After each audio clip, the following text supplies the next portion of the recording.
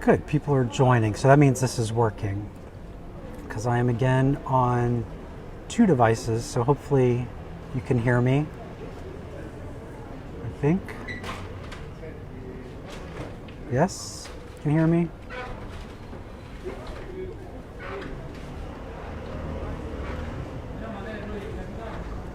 Can you hear me?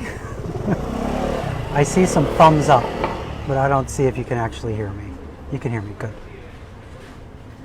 So I'm on Instagram and I'm on Facebook, and that means again I have 2 devices and I look kind of silly sitting at a table talking into 2 devices with 2 different microphones. That's it. Good, so it's working. Oh, Scotland, Pittsburgh. Good to see everyone jumping on. This is Tipsy Tuesday, that's right. All right, so a little earlier today, it's only 6:30, probably way too early for most of you to be having a drink. But I'm having a drink. I'm having an Apparel Spritz. So one of my favorite before dinner drinks. And today I am on Borgo Pio, so about a block away from the Vatican. If you look behind me, it's kind of hard to see, but at the end of the street, that's the entrance into the Vatican. That's the the Sant'Anna Gate, where the Swiss guards live. That's the Church of Sant'Anna, and just a block that way is St. Peter's Basilica. And so, starting a little earlier today, just to try it out, see how it goes, trying to still work out all the kinks of being live. Pamela from Knoxville, hello. Lakeland, Florida. I've been to Lakeland. My wife is from Plant City, so we visited Lakeland quite a bit. 11 a.m. Yeah, too early for you to drink, probably, I think. Who knows? These days, maybe 11 o'clock's early enough to drink. But it's 6:30 here. So again, Aperol Spritz for me on Borgo Pio. And I'm actually at a restaurant today. This is Arlu, one of my favorite little restaurants in the neighborhood. Yeah, you notice the American flag behind me. So that's a hotel, Hotel Sant'Anna, and they have flags out from countries that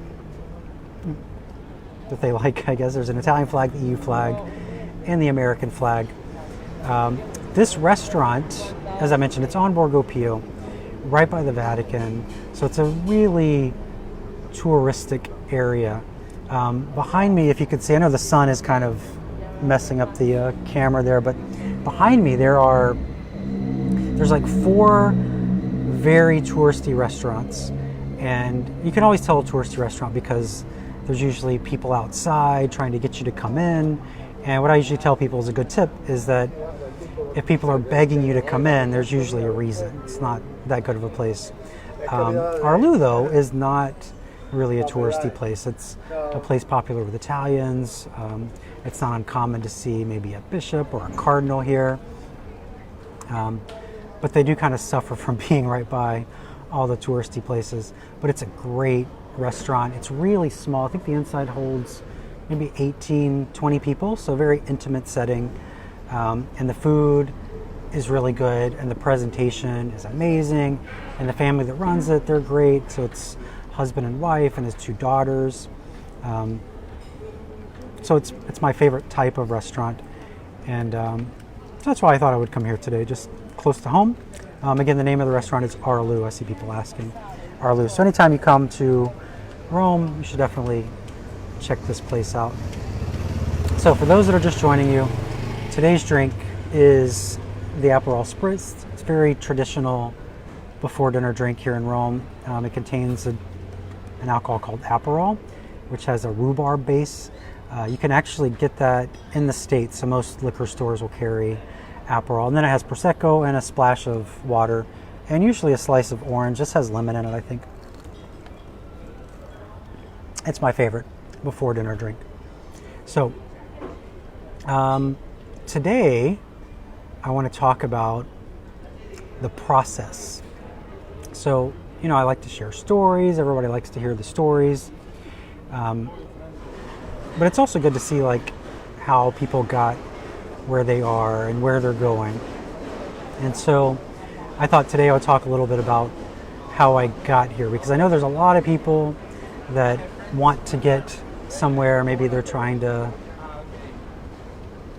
break out of their day-to-day and follow their dream. And I've kind of told the story about how I started the Catholic Traveler. But I wanted to share a little bit more about that today and how things can come out of desperation. So when I started the Catholic Traveler, I was working a job that it paid well, but I did not like it. What I told my wife when I quit was that I felt like I had poison in my veins. And I know a lot of people are in that situation, and you can't just quit your job all willy-nilly and start doing something else. It's not the smartest, most prudent thing to do. That's what I did, though. And my wife was pregnant at the time, too, so it definitely wasn't the most prudent decision to quit my job and start something new. But that's what I felt I needed to do. And so it kind of came out of that desperation of feeling like I was somewhere I didn't like, and there was room to like move up in the company I was in. I worked at an IT company, but I just hated it. I hated what I was doing. I won't say I hated the people, that wouldn't be good, but to this day, like those are people I worked with for 4 years, and I'm not in touch with any of them, so you're with somebody for 4 years and 15 years later, you don't talk to them at all. So it wasn't a place where I was happy, and so I knew I had to do something. And so that's how I made the decision to kind of follow my dream and start doing travel. And my passion was in Catholicism, and it was in exploring, and so that's how I put those two things together and started the Catholic Traveler. And so I know if you're in a position where, especially now, where people are getting laid off their jobs, or they're temporarily laid off work, it's a good time to kind of see what makes you happy and how you can turn that happiness into work. I know I'll probably get the saying wrong, but saying like if you love what you do, you'll never work a day in your life. I don't believe that, because I love what I do, but I'm super busy and I do work every day. But it's a work that I enjoy, and I think that makes a huge difference if you can find what you love, and especially if you have the support of your family, like my wife, my parents. They're all very supportive of what I did, and that helps, of course. So that's how I got started doing the Catholic Traveler. It was out of desperation for doing something I didn't like, and I wanted to do something I loved. I see Laura here, sad she won't be here in a couple weeks. I know that's really hard for people. A lot of you had planned to visit Italy. I know I had a lot of group trips here and in the Holy Land and in Germany and Austria and France, all canceled. And so I know people are very disappointed they can't travel. And I'm actually going to get to that in a minute, how that's another little form of desperation that led me to something else. So if you're doing something you don't love, or you're out of work, try to focus on and think about what you love doing and seeing if there's a way that you can make money from it.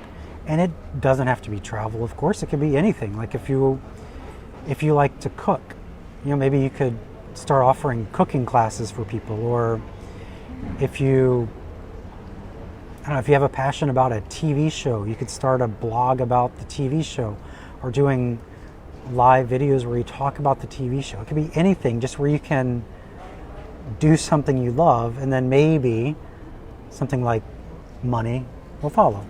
Again, if you're just joining, Apparel Spritz,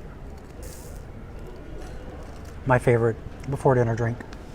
And I am on Borgo Pio, just a block or so away from the Vatican. The Vatican's right behind me. You can, I'm on Instagram and Facebook, so two devices. So you're kind of seeing two different things, but on Instagram, that's the Vatican, and on Facebook, that's the Vatican. And the sunset looks really good, but I don't think the camera's picking it up. And some of you keep asking about the American flag behind me. So that's a hotel. That's the Hotel of Sant'Anna. And so they have an American flag always out front. And I'm at a restaurant called Arlu. It's a very, very good restaurant near the Vatican. Really tiny. Great family runs the place. Popular with locals, popular with priests. So if you're ever here, you should definitely check it out. They have really good food, but I'm just having a drink tonight. So anyway, I'm talking about the process. So telling stories about how I got to where I am and maybe how it can help you. So another thing that came out of desperation was my mom says she loves Arlu. I know you do, Mom, because I brought you here. Another thing came out of desperation was about 4 years ago maybe. I stopped working, so I lead pilgrimages, which I'm going to get to that in a minute too, but a lot of people don't know what I do, which is kind of crazy because I think I talk about it a lot just by sharing stuff that I do around Rome. But every single day, somebody will comment on something or email me or message me and they're like, why are you in Rome? How are you in Rome? Why are you stuck in Rome? Or somebody will say, oh, you should do tours. And I'm like that's what I've been doing for almost 16 years. So sometimes I get sidetracked and I don't know where I was. So this is another sidetrack. A few minutes ago, last night I didn't sleep well at all. There's something in the air here and like my allergies have been acting up yesterday. So I didn't sleep and then I decided to take a nap before I did Tipsy Tuesday. And I think I went to sleep around 4 and I woke up at 6:10. And it was one of those naps where you wake up all disoriented. And so I woke up, I didn't really know like what day it was. And I just had to run out and come here. Anyway, that's like a double sidetrack. So I'm completely lost as to where I was. I was talking about things out of desperation. Okay, yeah. So I mentioned I lead pilgrimages, I lead tours, because it shocks me how many people don't know that follow me. Anyway, about 4 or 5 years ago, I stopped working with someone, and it was, I guess you could say it was one of my bigger clients, and it left this big hole, not only in my schedule, my calendar, but also my bank account. And so out of desperation, I had to figure out something else to do. I still had pilgrimages, but there were a lot of pilgrimages that I didn't have because of this. And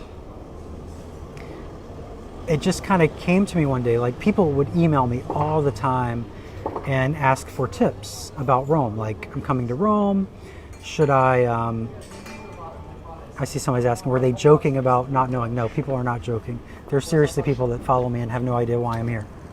But that's my fault. So, I had this big hole in my calendar and my bank account, and I had to figure out something to do. So people, I've been sharing Rome and Catholic travel for probably 16 years. I think that's when I started my blog, which a lot of people also don't know about, that I have a blog, thecatholictraveler.com. That's my website, but I have a blog on there too. And but people would email me and they would say, I'm coming to Rome, what should I do? Where should I stay? What churches should I see? And I would always answer their questions. And I'm talking like, sometimes I would get 100 emails a day, and that's not an exaggeration. And I didn't always answer them, right away, but I would always get back to people and I'd say, oh, you should do this and this and this. And that takes up a lot of time, right? And then one day I was explaining to somebody, and I wish I could remember who this was because I would like to thank them, but I was explaining to somebody the churches they should visit in Rome and what they should see there, and like this long email, like multiple paragraphs. And the person wrote back and said, can you just show me? I'll pay you. And I was like, oh, I guess I could just show you. And so because of that, I started doing my day pilgrimages of Rome. And again, this was out of desperation. You know, I'd gotten into like a routine. You know, I was comfortable with all the tours I had, and I wasn't really thinking of expanding or doing something different or offering something different. But because I had this big hole in my schedule and bank account, I knew I had to do something. And so not only did I start offering the day pilgrimages, so I've been doing that for about 4 years, and there are a couple years where I've done 400 in a year. So they're actually half days. They're like 3-hour church tours, basically. And so that helped out a lot. And again, it was out of desperation, and I just kind of concentrated on what I love. I love showing people Rome. How can I do that now that I don't have as many group pilgrimages? And then I also, because again, I was still answering all those emails, I updated my website with a Rome guide, the Catholic Traveler's Guide to Rome.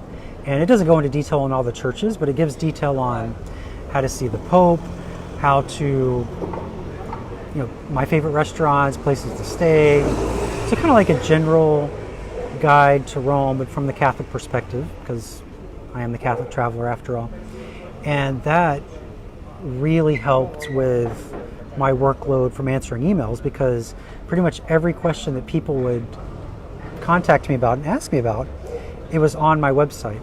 And so I wouldn't have to be rude and like not respond to people, but I could either say like, that's on my website, or what I eventually did was on my contact page, I wrote, most of the questions you have can be answered by going to this link. And so it cut down a lot on my emails. And I kept my website super simple. It's very easy to navigate, clean. It's really fast. There's no ads. There's no annoying pop-ups, anything like that. And so I get compliments a lot from people on my day tours, like, oh, your website helped me a lot to do this and this. And so, again, that's something that came out of desperation. So not only did the Catholic Traveler come out of desperation from me not knowing what to do with my life and wanting to do something I love, but then kind of it's almost my second job really, is the day pilgrimages. That came out of desperation from not having any more or as many pilgrimages. And then pilgrimages like got started again a year or so later, and they kept me really busy. Now I do 12 to 13 a year on top of the day pilgrimages. So I stay very, very busy. Well, usually, not now. Again, I see a lot of people just joined. Apparel Spritz, Prosecco, Aperol, which you can find in America, pretty much any liquor store, and a little like bubbly water. And I'm on Borgo Pio, a block away from the Vatican, at a restaurant called Arlu. Great family-run place in a very touristy location, but really good. And just a couple blocks from the Vatican. More people are asking about the flag. American flag is because there's a hotel here, and so the hotel has the European Union, the Italian flag, and the American flag. Just checking out the sunset because it doesn't really show up as good for you. And again, today I'm on Facebook and Instagram. 2 devices, 2 microphones. You can kind of see I have 2 mics. I hope you can hear me okay. So I look ridiculous. Thankfully, it's still too early for dinner, so this restaurant, they just kind of stay open, but they don't really get people until 7:30, 8 o'clock. Italians eat late. So there's not a lot of people walking right now, plus there's a pandemic going on, so there's not a lot of people in Rome. But I definitely look ridiculous because I have Instagram on the phone, and it's on a tripod, and it has an external mic hooked up, and then I have the iPad on an iPad stand with a different external mic hooked up, and I'm at this restaurant by myself drinking at 6:30 in the afternoon. So I look silly. So that's another thing about the process. So I talked about starting the Catholic Traveler out of desperation, starting my day pilgrimages out of desperation. And when I started the Catholic Traveler almost 16 years ago, my goal was to, evangelize, bring people the faith. And I wanted to do that, of course, through my pilgrimages, but I also knew that not everyone could travel. So some people don't like to travel, some people can't afford to travel, some people are afraid. Like, I'm very much afraid. Well, I'm better now, but I used to be very afraid of flying. So I get that. I get that people are afraid of travel. And so that's why I had my blog, and I was very active on social media, all the way back to like MySpace. Like, I was sharing my pilgrimages on MySpace and of course Facebook and Instagram and Twitter, and just sharing all my content with people so that they could see Italy or the Holy Land or France or wherever I was going. And so that's something that's kind of evolved just to help people. And then I started the Tipsy Tuesdays also out of desperation, because if you've been, I think this is week 6 or 7 now. But I started doing this because I was, and I keep telling people this, I wasn't depressed, but I was like borderline, like just down about everything that was going on. So during the quarantine, if you were watching the videos I was making a video almost every day.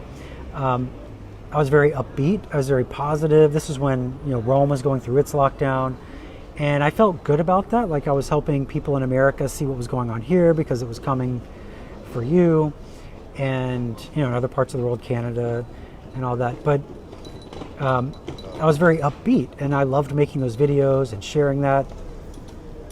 But then once Italy reopened and America was getting worse and worse, and then people were fighting over like the mask stuff and made it all political. I mean, here there were people that were anti-mask, but they weren't as, like, if I'm being honest, it was like some of the Communist Party was anti-mask, and some of the more liberal churches here weren't wearing masks, whereas the more conservative churches here were wearing the masks.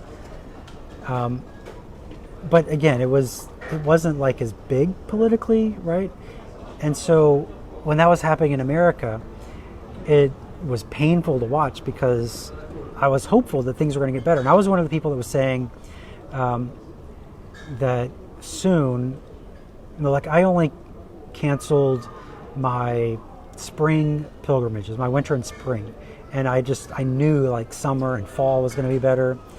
And that didn't happen. And so I was really down. There were days when I didn't leave the apartment. Like, right when our quarantine lifted, I was going out every day and experiencing Rome and showing you empty Rome, which was amazing. Like, the first couple weeks, if you saw any of those pictures, like, I would be at the Spanish Steps. I'd be the only person there. Trevi Fountain, only person there. Go to St. Peter's Basilica, there would be like 4 people in the piazza, and I'm not exaggerating. It was really cool to see, even though it was not the best circumstances.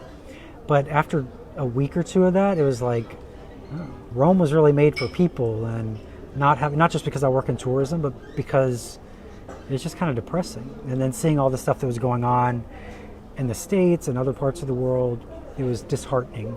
And so there was a few friends that convinced me, you need to go out, and my wife too, like, you need to get out of the house.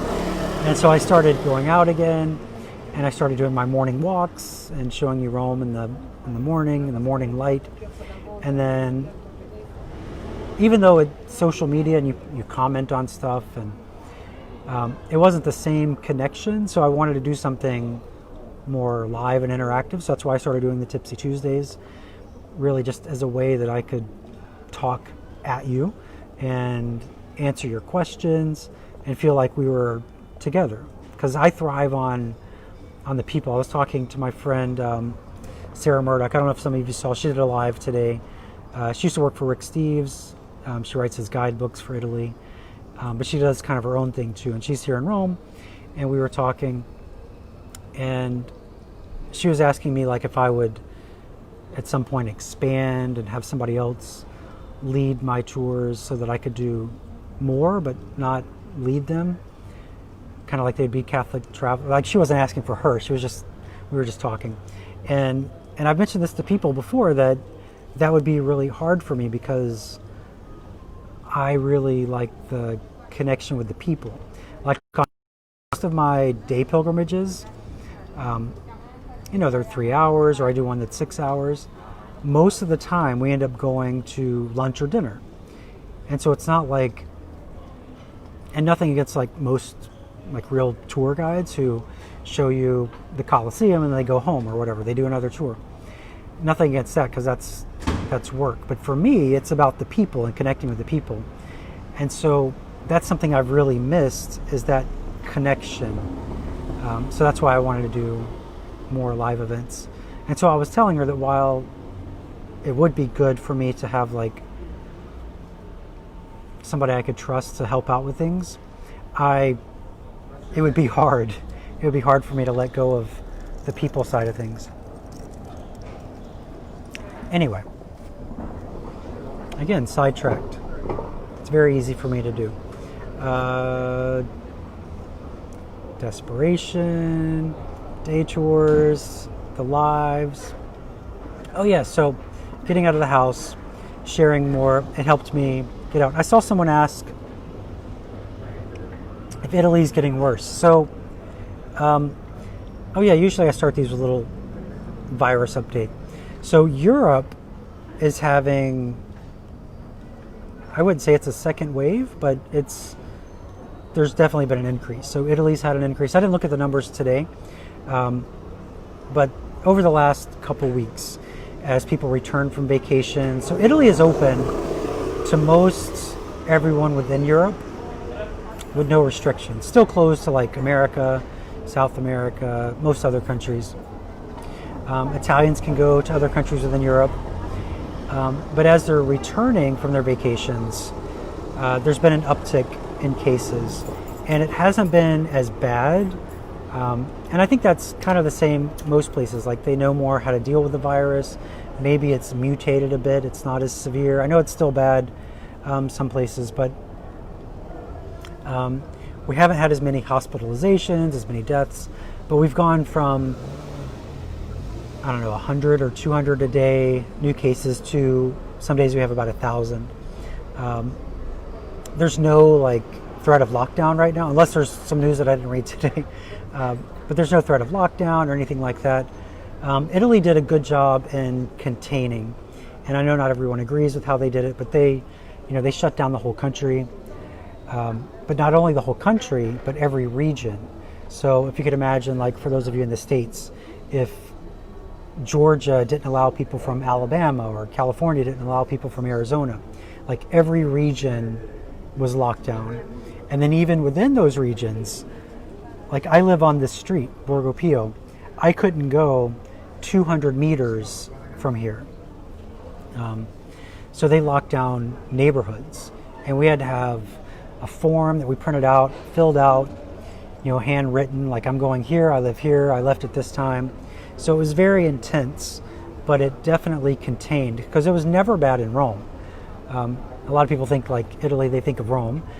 It was bad up north, but Rome didn't have many cases at all, even during the peak. Now we have a few more, but again, it's not very severe. So I know in the news they're saying there's a lot of articles right now about how Europe is having a second wave. And it is true that some places are, France is getting bad right now. They're having to lock down. Israel, that's not in Europe, but Israel, they also shut down tight, and then they reopened. And once they reopened the schools, that's kind of when they got another bump. And then also the Hasidic Jews, they were also not very into the whole mask thing. And so now Israel, they kind of locked down again. They put some restrictions on things. I was hopeful to go there this fall, but then the other day they completely locked down again. So the places that you think of with pilgrimage. So Italy, Israel, they're still shut down. So there is a bump here in Italy, but it's not right now. It's not very severe, and it's really just for people returning from holidays, and then also from people coming in from other countries. So is there a difference between a tour guide and a pilgrimage leader? So I'm not a tour guide. So I lead tours. I guess you could say like I'm a tour director, maybe. But my tours are pilgrimages, so I'm not really a guide. I take people to the churches of Rome. I don't do tours of the Vatican museums or the Colosseum. I have some very good licensed guides that I use, but I'm not a tour guide. So I guess technically, yeah, there's a difference between a tour guide and a pilgrimage leader. So anyway, back to the lives. So I've tried to share more lately, and also because I know not only like going back to when I started this, how I wanted to share for people that couldn't travel. But right now, nobody can travel, right? Nobody can get to Italy for the most part. And so that's why I've been doing the morning walks. That's why I've been doing the Tipsy Tuesday. And some of you have noticed I've been kind of quiet for the last few days, which is really nice when people write to me and say, like, are you okay? I haven't seen any posts from you the last few days, which is really bad on my part because I should be posting even if I'm not doing much.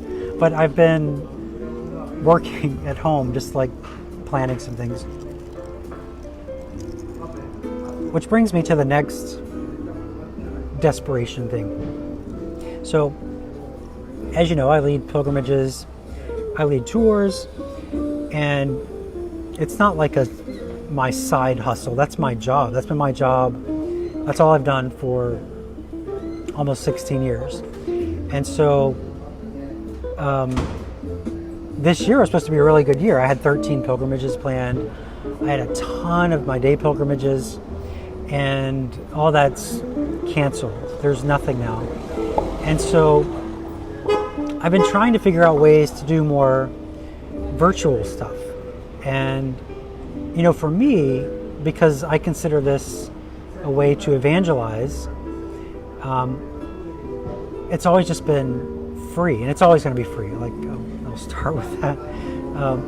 But I like to share because it's my passion. I love to show people the things that I love, not only for people that that can't come, but even people that are coming, just so they can help plan their visits. And so when the quarantine started here in Rome, a good friend of mine, Joni from Nashville, we've worked together on a lot of pilgrimages for Nashville. She works for the diocese there. She started a GoFundMe. She didn't tell me, she just did it. And a lot of people were very generous, and that helped out a lot. But it wasn't something that I felt comfortable doing. I didn't even really tell people about it. I mentioned it to a few people that asked. And then a lot of people that had been on previous pilgrimages that knew my PayPal email, they sent money just to help because they knew that I had no income. And I'm doing okay. Like I'm not trying to lead with that. But a lot of people started saying, can you do like virtual tours via Zoom? Because that was a thing that some people quickly started doing. And that was never something I wanted to do, was like a Zoom tour. Like I have a really good friend here. She's my guide for ancient Rome, Agnes Crawford. On social media, she's Understanding Rome. And she's one of the best in the city. And right away, she started doing virtual tours. And she did it on Zoom. And she's really good at it. She's like a scholar. So she'll go out to, I think the one she's doing right now is Hadrian's Villa. She'll go out, she'll take a bunch of pictures, and then she'll do, I don't know, it's like 45 minute, an hour Zoom class where I don't even know how Zoom works. So one of the things that I'm kind of proud of in the quarantine is I have not used Zoom once. I don't know why I'm proud of that. It's just everybody's Zoom, and I haven't even downloaded it. My kids use it for school, some of their school classes, but I haven't. But for me, I never felt like that was the way I wanted to go because I didn't want to do a classroom type tour or pilgrimage. And I think a lot of that stems from the things I do. It's very spiritual, going to a church, praying in a tomb or whatever. So I didn't want to do Zoom. I had several people mention that I should do a Patreon page, and that wasn't something I wanted to do. I didn't want people to pay for content that I've been giving away for free for 16 years. And so I just wanted to keep doing free stuff.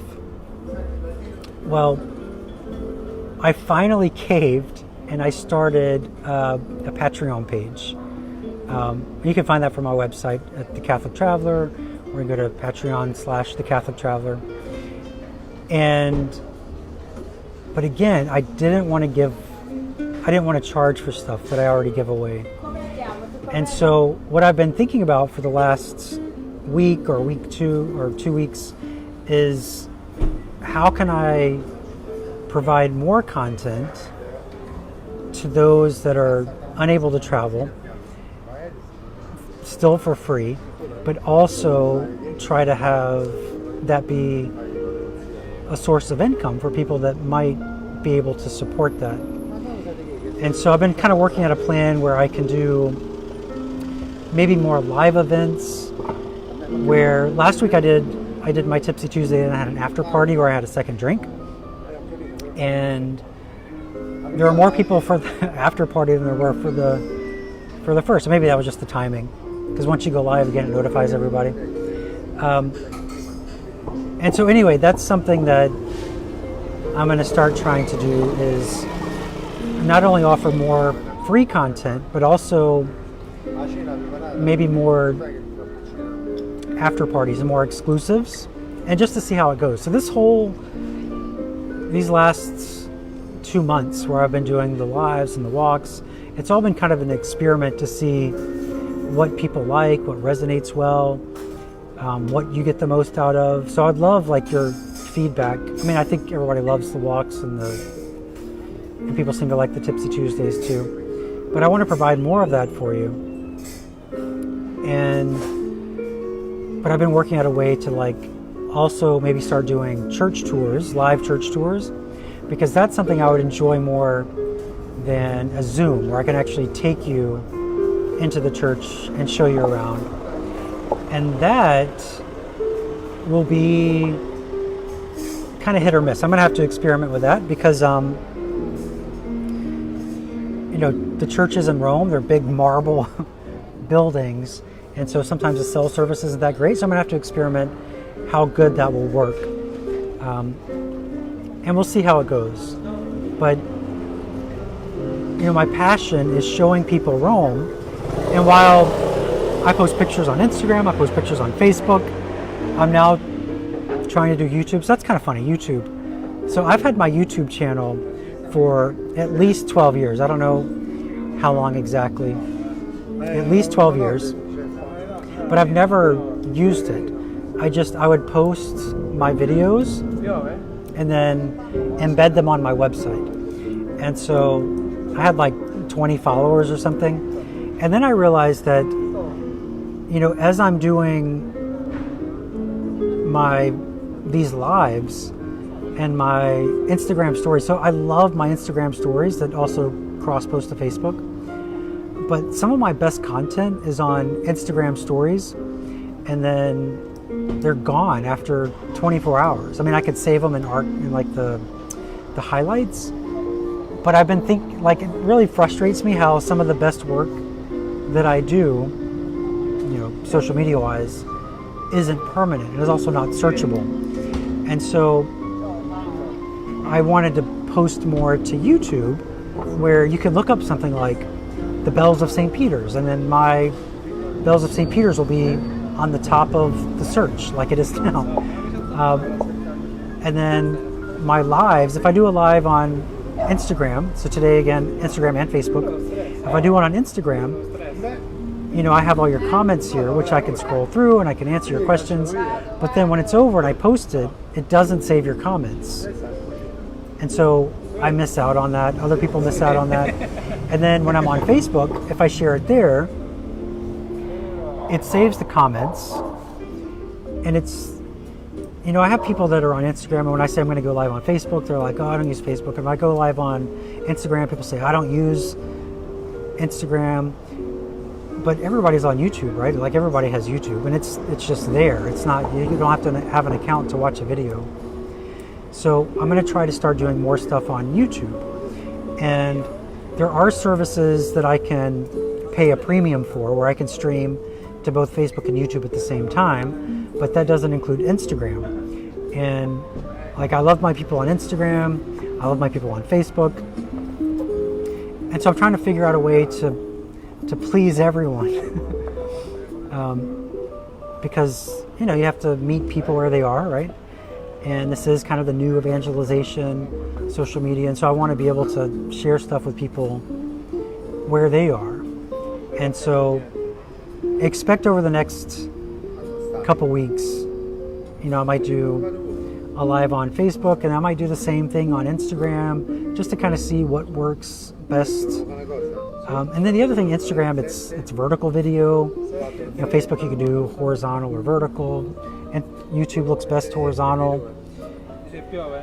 It's just so much, right? We have so many social medias and so many things we have to keep up with, and I want to help everybody. And so that's kind of the reason I started the Patreon thing, so that I could have people that help me so that I can create more content. Because again, I haven't had income since February, and I think I provide decent content to people. And even though like even it's 90% is going to be free, I think that I can also do some fun exclusive stuff.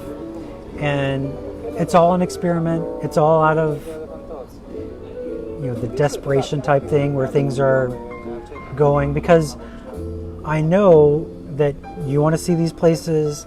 I know I want to share these places, and it would, you know, I want to be able to go places and show you and do lives from, I don't know, Florence or Venice, or just take you somewhere. But I also want to show you Rome. And so I have so much content to share and to give. You know, there's 1,000 churches here in Rome, and I could show you a church a day. I mean, I might be exhausted after that. But that's kind of what I want to do right now, that the world is still shut down, because there's really no end in sight, right? I mean, even if Italy opened its borders tomorrow, and every couple weeks they reassess everything, but even if Italy said, okay, tomorrow anybody can come, a lot of you will be like, oh, I'll definitely come, but most of you are not going to be comfortable traveling. We don't know how flights are going to go. You know, flights are still more expensive right now. So it's going to be a while before things get back to normal. So I want to be able to share that with you. I want to be able to take you around and show you the things you want. And so with the Patreon thing, one of the things I did was I set up a way that you can make suggestions. So if you want me to go to a certain place or show you a certain thing, you know, maybe once a month, people can vote on that. So if you want to do something crazy, like eat something weird or go somewhere crazy, you know, I can do that. So again, just something I'm going to try out, see how it goes. I'm hopeful it'll do okay. Like I said, a lot of people have been very, very supportive during this time. And for those of you that can't do like some kind of subscription-based model, like, you have nothing to worry about, because I'm going to be sharing stuff like this forever, like as long as I can. So that's not going to stop. But this is just something I can do a little extra.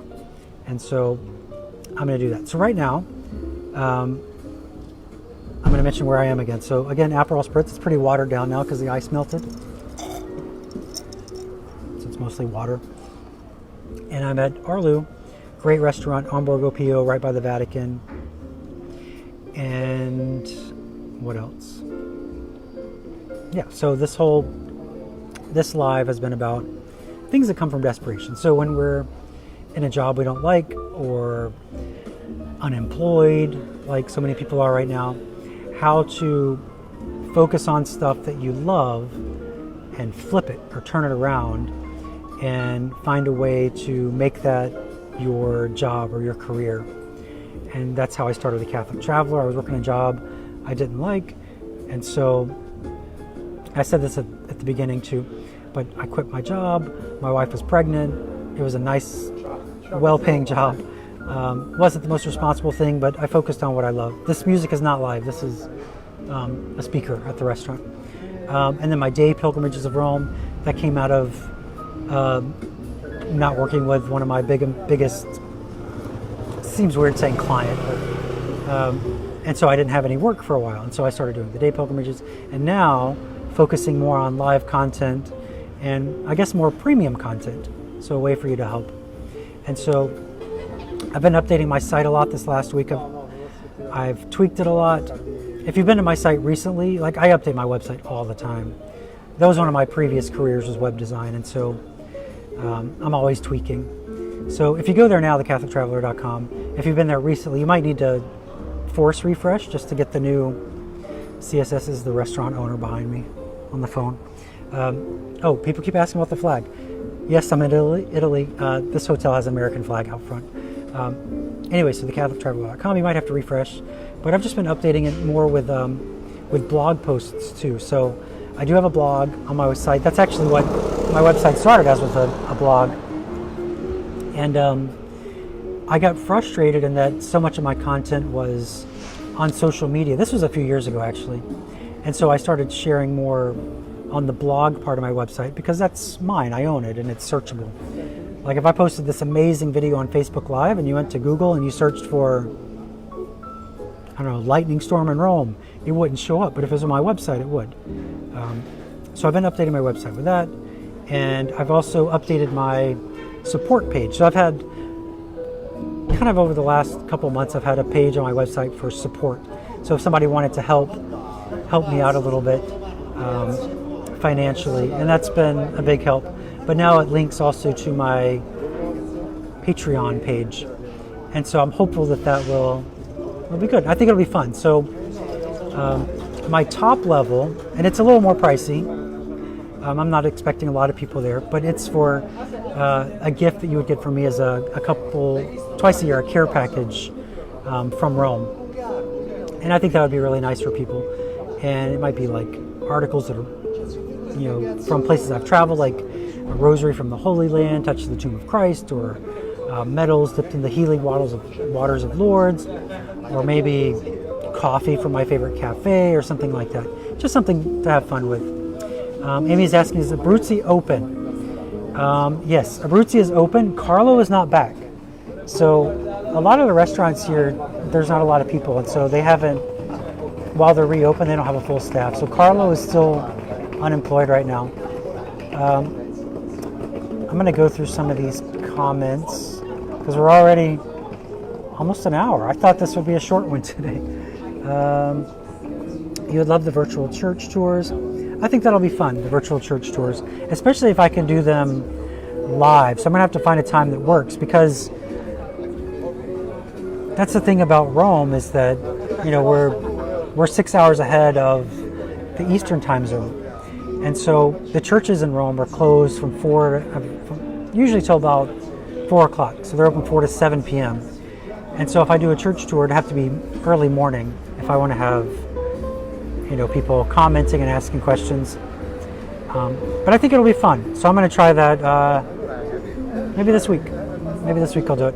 And I'll have to announce it. So again, with my experimenting with the different social networks, like where I am now, at this restaurant, I'm at a table, so I have an iPad and an iPhone. The iPhone's on a tripod.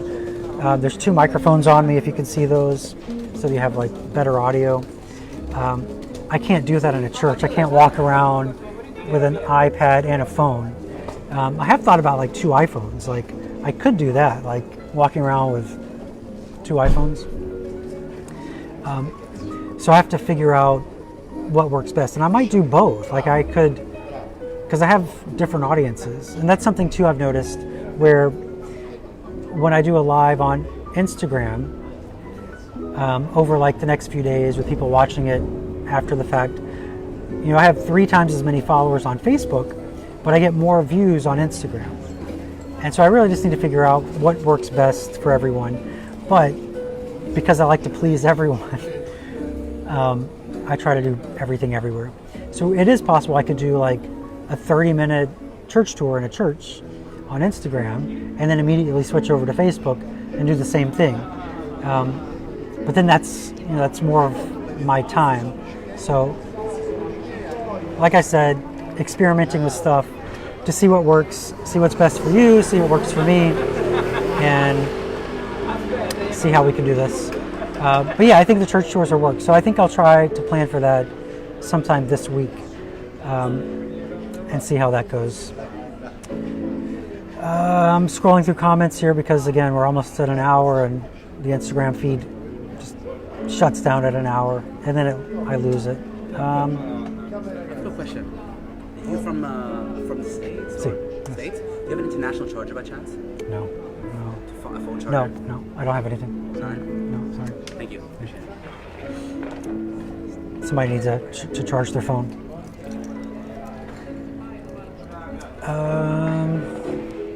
Also, I need to figure out a good time for Tipsy Tuesday. Like, I don't want it to be too late, but I don't want it to be too early either. Oh, I was thinking about, and this might be a patrons only thing, but doing a late night Tipsy Tuesday. Maybe not on Tuesday, but I thought that could be fun, where there are some bars here in Rome that are open. It sounds like I drink a lot, I really don't.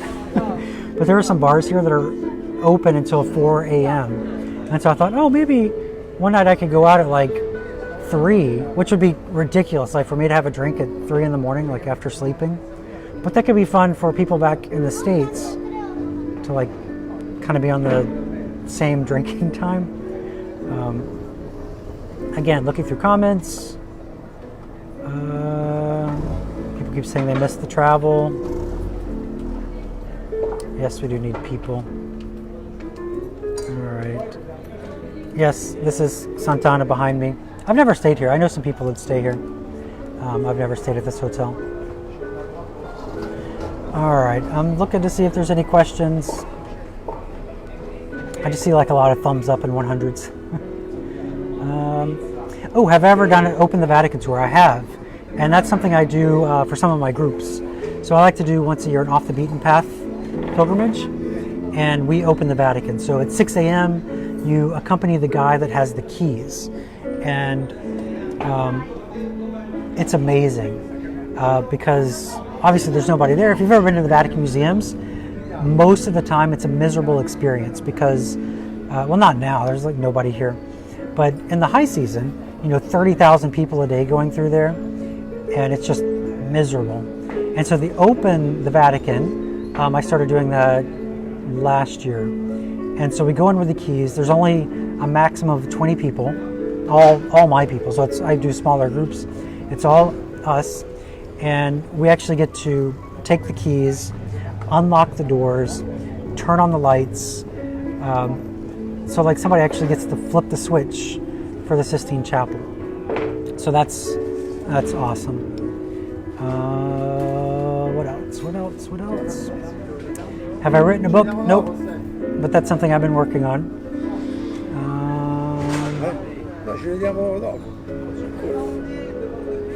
Commenting on my MySpace page.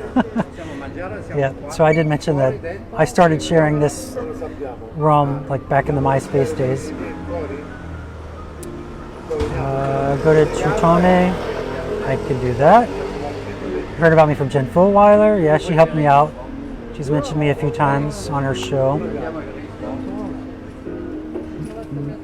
The Rick Steves of Rome and religion. I had dinner with Rick Steves a couple years ago, just by chance in Assisi. And it was just the two of us hanging out, talking. And he even said, like, oh, you're like the Catholic me. So I've heard that before. Which I took that as a compliment.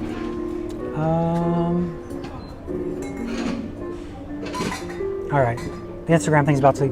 I need to end this because at 1 hour the feeds cut off, and I don't want to lose everything. So I'm going to wrap it up. Go to my website, thecatholictraveler.com. I've updated the blog with a lot of my posts, so there's a lot of good stuff on there for everyone. You can look at the patrons page if that's something you're interested in, or if you know somebody who might be interested in.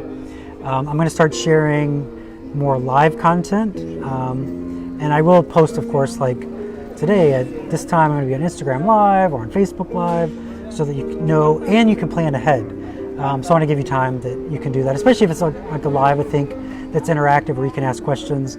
I want you to be sure to have plenty of time. Just know that if it's a church tour, it's going to be in the morning, because I would have to start no later than 6 my time, so that's 12 New York.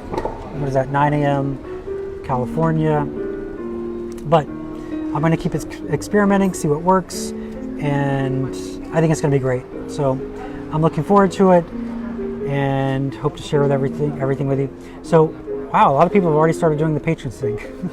Message me about it. Thank you. I'm really excited, and I look forward to when you can all travel again. But for now, I'm going to work harder to bring virtual travel to you. So now I'm going to go watch the Apple event because I love Apple stuff, and it just started. So thanks for joining me. Talk to you, if not Tuesday, sooner. Ciao. How is this?